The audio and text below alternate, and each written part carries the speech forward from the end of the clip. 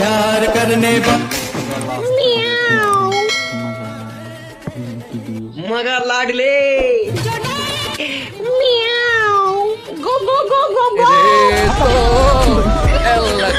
अम्मा घर आएगा। हाँ रुको 1 मिनट तनिक, औरो आफत मचाए रहा थे। ठीक है, ससुरारी में तो एक दिन घूंघट नहीं डालू और घर आते घूंघट डाल लियो। अरे तो क्या करी बताओ, गवा गड़का पे देखें तो कहीं हमार वाली आएगी, हमार वाली आई गई। यार झूठा था जताया ही क्यों। अरे सुनिए, पकौड़े कितने रुपए किलो है? अरे भाभी जी आपके लिए तो फ्री है। मजाक मत करिए, आधा किलो दे दीजिए। ठीक है कर रहा हूँ। लीजिए भाभी जी। अरे सुनो, तुम्हारी शादी हो गई? अरे भाभी जी क्या बताऊँ, शादी तो हो गई पर मेरी बीवी डायन मिल गई मुझे।